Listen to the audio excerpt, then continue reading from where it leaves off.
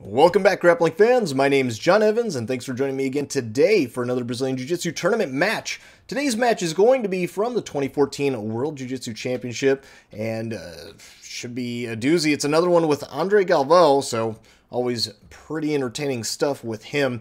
If you're wondering what this clutter is behind me, it's just all the fan mail, you know, getting really popular over here, so yeah, so don't worry about that. It's no big deal, whatever. Had to move it into my living room because it filled up the office, but what?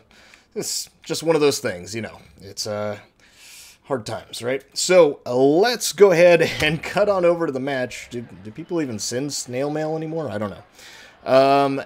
Like I said, today's match in the 2014 World Jiu-Jitsu Championship, and we have Andre Galvao in the white gi somewhere over here, and his opponent is going to be, who is this? Wancler? Like the Fonz? I don't know. But he's going to be somebody from GFT, a very tough school, so I'm sure it should be a pretty entertaining match. They're starting out nice and low. I like the way the Fonz, I'm just going to refer to him as the Fonz from now on. The Fonz is nice and low, and wow. Andre Galvao really wanted to get to guard, and oh man, he nearly... Well, I don't know. I don't understand why they're stopping them. They're not that close to out of bounds, but they are going to reset him over there because Andre Galvao had a really good setup. He was trying to get this arm drag position, and he actually had the Fonz's arm stuck between his legs. I was going to come up and tackle the turtle in a very good position, but the Fonz is able to scramble up on top. And that's actually pretty impressive. For whatever reason, he must have very good judo or something, because Andre Galvao has great takedowns and a great top game, but he really wants to play his guard with this guy. So, oh, and he's about to get Baron Brolo'd there. Oh, but the Fonz, he had the arm of justice pointing it back away at Andre Galvao, and Andre is unable to stand up all the way and finish that. Now Andre is back on his knees once again. And I think, oh my goodness, sits right to a sacrifice throw, and now going on an arm lock. Oh man, that's close stuff.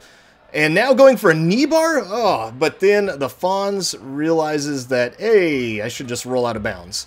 And that's exactly what he should have done, because that knee bar looked pretty on. That was some crazy transitional stuff by Galvao, working his top game to arm bars, to knee bars, and Baron Bolos.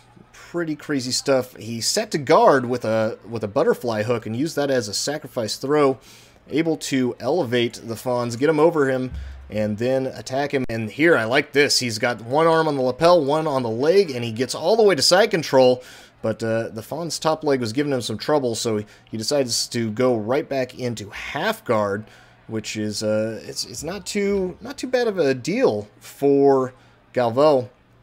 Now trying to backstep out of it, but the Fonz deciding to get up into this turtle position, trying to fight for. I think he's reaching his arm in between the legs of Galvao, which you definitely do not want to do. Unless he's got this knee pant grip, which is a pretty good grip, but I think he's actually reaching in between. Not sure what's going on there. This lovely blurry lady does not want us to see what's going on, so that's a thing as well. But now it looks like, yes, Galvao is able to work it out, try to get up and start to take the back. But the Fonz is pretty strong here. He is holding on to this. It looks like he has the lapel underneath the leg of Galvao, but like I said, you typically don't want to reach in between the legs. You want your arm to be around the outside of the leg and coming to the center. You don't want it to be from the center and coming to the outside.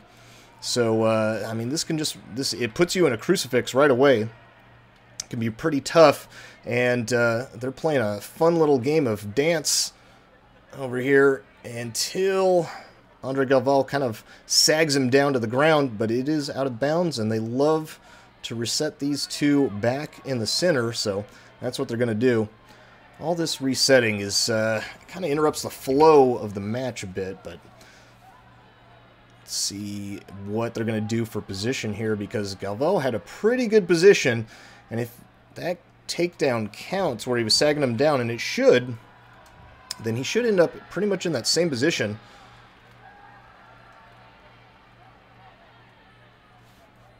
But it looks, oh man, and they gave him a better position than he even had. He's already right on the rear naked choke, and he gets it immediately. Wow. So, I mean, yeah, you can see the Fonz is too cool for school over here. He's like, hey, you put him back in this position that he didn't even have when we fell out of bounds.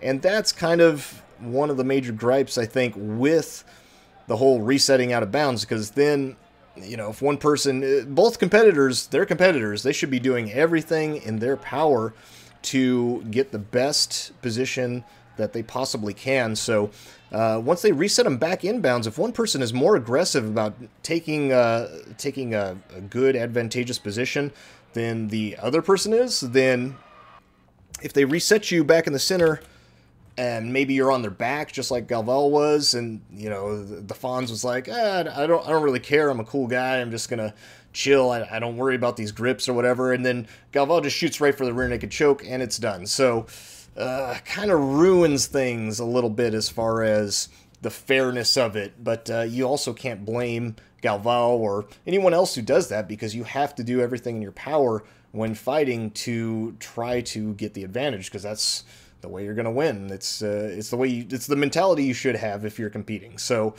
it's just always not a very fun thing if you're a spectator and you want to see a nice fair fight, and something like that comes along. I'm not saying Galvao wouldn't have beat him otherwise, but it's just a little anticlimactic. So, but anyway, thank you guys so much for joining me again. I will have many more videos very shortly. So I've been your host, John Evans. Until next time, goodbye.